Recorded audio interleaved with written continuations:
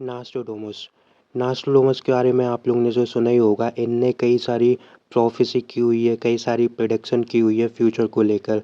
जैसे कि world war 2 हो, वर्ल्ड वॉर 3 हो, इवन कोरोना वायरस के भी ऊपर इनने की हुई है। तो इनने अपनी बुक में एक मुक्तिदाता के बारे में बताया गया है, जिनने उनको नाम दिया है काइरन सायरन। और जो एक काइरन सायरन है, इनको कई लोग कल की अवतार से भी कनेक्ट करते हैं। तो जब मैं यूट्यूब पे देख रहा था, तो कई सारे लोग इनकी जो प्रोफ़ेसी है उनको डिकोड कर रहे थे, जो कि भाई कई लोग तो अपने ऊपर अपने हिसाब से डिकोड कर रहे थे। तो आज मैं आप लोग को बिल्कुल 100% एक्यूरेट, इवन विथ एविडेंस के साथ आप लोग को डिकोडिंग करके बताऊँगा कि आखिर अब नास्ट्रोडामस क्या कह रहे हैं अपनी प्रोफ़ेसी में। तो चलिए शुरू करते हैं, और भाई वीडियो को पूरा देखना, क्योंकि वीडियो बहुत मज़ेदार होने वाली है।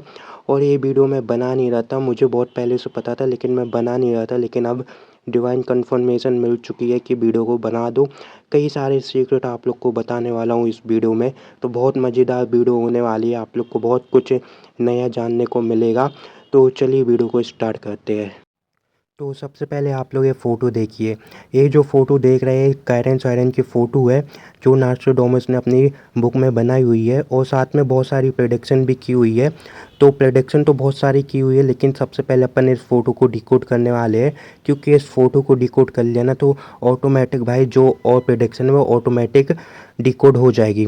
तो कई सारे लोग इस फ़ोटो को डिकोड करते हैं। कई लोग बोलते हैं जो ये तलवार लिए है, जो छड़ी लिए है, ये न्याय की तलवार है, ज्ञान की तलवार है। और जो ये डॉग बनाया, तो लोग बोलते हैं कि लोग उनकी निंदा करेंगे, लोग उनके ऊपर भौंकेंगे। ठीक है? तो भाई ऐसा कुछ नहीं है। अब मैं आप लोग से पूछता हूँ, आप लोग को क्या लगता है ये क्या चीज़ होगी? नहीं पता तो चलिए मैं ये आप लोग को बता देता हूँ, ये है भाई कॉन्स्टेलेशन। जी हाँ गाइस, इसको कहते हैं दी हंटर या ओराइन कॉन्स्टेलेशन, जो कि भाई हमारे गैलेक्सी में है। तो आप लोग जो ये कॉन्स्टेलेशन देख रहे हैं, ये हंटर कॉन्स्टेलेशन है, और जो आप लोग नीचे देख रहे हो ना, जो ये डॉग टाइप का बना है, इसको कहते हैं कैनिस मेजर। और इसी के अंदर सीरियस स्टार है, जो कि सबसे ज़्यादा ब्राइट स्टार है। और जो आप लोग इनके जो भी जितने भी आप लोग नास्ट्रोडामस की बुक में जो भी देखोगे, जितने भी चित्र देखोगे, तो लोग अलग अलग डिकोड करते हैं कि भाई ऐसा होगा वैसा होगा, लेकिन भाई ये सब कॉन्स्टेलेशन उन्होंने बनाए हुए हैं। और जो नास्ट्रोडामस ने जितने भी ये ड्राइंग बनाई है, जैसे कि यूनिकॉर्न देखो। अब ये यूनिकॉर्न क्या है? जो जो यूनिकॉर्न है, ये यूनिकॉर्न कॉन्स्टेलेशन है, जिसको मोनोलिस कॉन्स्टेलेशन भी कहा गया है। तो आप लोग इसको खुद भी देख सकते हो। तो आप लोगों को क्या करना है, क्रोम खोलना है, और क्रोम पे डालना है कॉन्स्टेलेशन वेब। पहला वेबसाइट आएगा, उसको ओपन करोगे तो कुछ ऐसा आएगा। तो सबसे पहले आप लोग को ये सब बंद कर लेना है, और कॉन्स्टेलेशन आर्ट को ऑन कर लेना है, और इसको थोड़ा बड़ा कर लेना है। ठीक है? और इधर पे सर्च करना है ओराइन। जैसे ओराइन सर्च करोगे, ओराइन कॉन्स्टेलेशन आ जाएगा, देख सकते हो, ये है ओराइन कॉन्स्टेलेशन। ठीक है? और ये है वो 3 सितारे, ठीक है, जो पिरामिड से कनेक्ट है। और ये यूनिकॉर्न देख सकते हो, सैटेलाइट भी जा रही है इधर से। ये यूनिकॉर्न, और वो 3 जो लेडी बनाई है ना, वो 3 लेडी ए है ऊपर। ठीक है? और जो वो डॉग है ना, वो डॉग देखो, ये है वो डॉग। नीचे सीरियस दिख रहा है नीचे, ये है वो डॉग। ठीक है? और ये सब है जो बनाया है। ठीक है? जितनी भी ड्राइंग है उसमें ये सब बनाया है। ठीक है?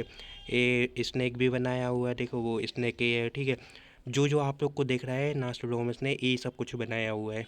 तो आप लोग खुद भी देख सकते हो। तो आप लोगों ने एक ड्राइंग देखी होगी जो नास्ट्रोडामस ने बनाई है, तो उसमें जो ओराइन कॉन्स्टेलेशन है, उसी के ऊपर एक सन भी है। तो मैंने एक डेट निकाली है। जब मैंने वो डेट को इसमें डाला, तो भाई जो सन है ना, वो उसी ओराइन कॉन्स्टेलेशन के ऊपर आ चुका है। आप लोग देख सकते हो। और इवन तक कि वीनस भी है, मून भी है, सैटर्न भी है, और सन भी है। तो ओराइन कॉन्स्टेलेशन के बिल्कुल ऊपर। तो वो डेट थोड़ी सीक्रेट है, टॉप सीक्रेट है। और जब ये डेट आएगी ना, जब भी सायरन कायरन का जन्मदिन होगा, तो आप लोग देख सकते हो। अब भाई ये कॉन्स्टेलेशन क्यों बनाया है, साइलेंट कायरन को कॉन्स्टेलेशन क्यों बनाया है? तो चलिए उसको भी डिकोड करते हैं। तो इसको डिकोड करने के लिए अपन को चलना होगा एशियन माइथोलॉजी के ऊपर। तो जैसा कि आप लोग को पता है, जितने भी एशियन माइथोलॉजी है वो ऑलमोस्ट सभी सेम है। चाहे वो इंडियन माइथोलॉजी हो, ग्रीक माइथोलॉजी हो, या इजिप्ट की माइथोलॉजी हो।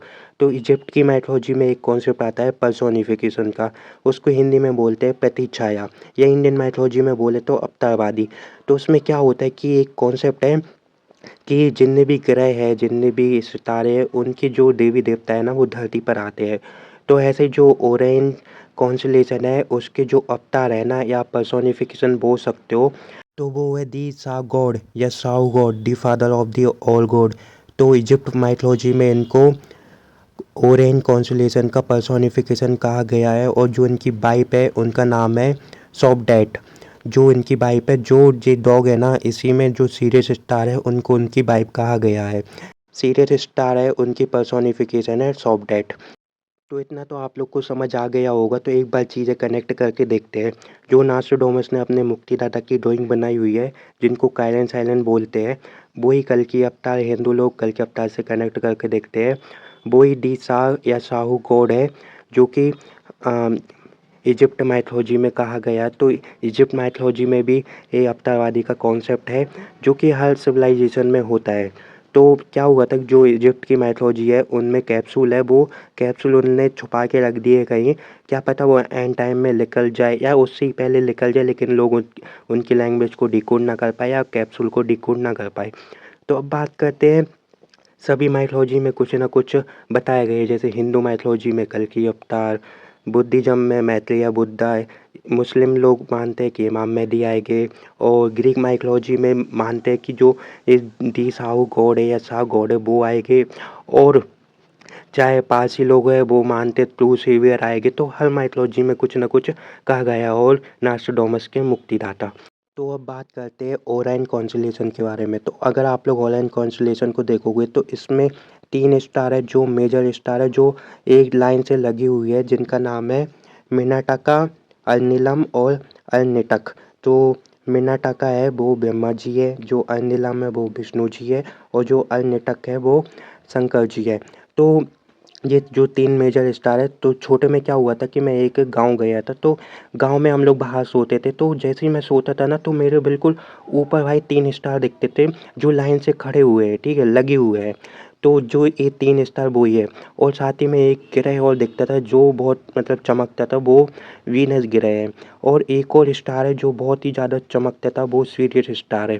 तो ये आसमान से देखते हैं, अगर आप लोग गाँव वगैरह जाओगे ना तो क्लियर दिखेगा आप लोग को। शहर वगैरह में पॉल्यूशन होता है तो इतना नहीं दिखते हैं। तो अब क्या है कि जो ये 3 स्टार है ना, तो जो गीज़ा के प्लैनेट है ना भाई, उनसे बिल्कुल अलाइन है। अब भाई ये क्यों अलाइन है भाई, इसके पीछे तो बहुत ज़्यादा मिस्ट्री है और बहुत ज़्यादा सीक्रेट है, टॉप सीक्रेट है। तो वो मैं अभी नहीं बताऊँगा, वो कभी और बताऊँगा। तो मैं इतना ही कह सकता हूँ, जो गीज़ा के जो प्लैनेट है भाई, वो एनर्जी रिसीवर है। वो एनर्जी रिसीव करते हैं इन 3 मेजर स्टार से। और जो दी ओराइन कॉन्स्टेलेशन है या दी साउ गॉड है, उनको हिडन वन भी कहा गया है। तो ये तो गुप्त नीला है, जो भविष्यवाणी में कहा गया है, जो कल की अवतार है वो गुप्त रहेगी। तो ये गीज़ा में भी मिलता है, उसमें भी हिडन वन कहा गया है, हिडन वन गॉड। तो ये सेम सेम है, तो इतना तो कंफर्म हो गया है, तो यही कल के अवतार, ये सब एक ही है, ठीक है। अब बात करते हैं पर्सोनिफिकेशन के बारे में। तो हिंदू माइथोलॉजी में तो जो सूरज है, जो सन है, उनको भाई राम जी का पर्सोनिफिकेशन कहा गया है, ठीक है। और जो वीनस ग्रह है उनको लक्ष्मी जी का पर्सोनिफिकेशन कहा गया है। बोलते हैं ना सूर्य नारायण भगवान। और जो ये सा गॉड है या साउ गॉड है, वो पर्सोनिफिकेशन है ओलियन कॉन्स्टेलेशन का। और जो उनकी वाइफ है सॉफ्डेट, वो पर्सोनिफिकेशन है सीरियस स्टार की। तो अब बात करते हैं आईपैड कोड 2 के बारे में। तो आईपैड कोड 2 क्या है, जिन लोग को पता है बहुत अच्छी बात है, जिन लोग को नहीं पता है तो मैं बता देता हूँ। ये एक एनिमेटेड वीडियो है जो फ्यूचर के बारे में बताती है कि फ्यूचर में क्या क्या होगा। अब किसने बनाया है ये तो नहीं पता है, लेकिन इसमें क्या होता है कि एक लड़की होती है जो डिवाइन लड़की है, जो मुक्तिदाता की वाइफ भी हो सकती है या तो उनकी माँ हो सकती है। ये कल की अवतार की वाइफ भी हो सकती है या माँ हो सकती है, ठीक है। मैं कंफर्म नहीं कह रहा हूँ कौन है, ठीक है। तो जो बुरे लोग हैं वो उनको किडनैप कर लेते हैं और उन हँसते हैं, ठीक है, उनके ऊपर हँसते हैं किडनैप करके। और फिर उनके हाथ में एक एप्पल होता है जो 2 हिस्सों में डिवाइड हो जाता है।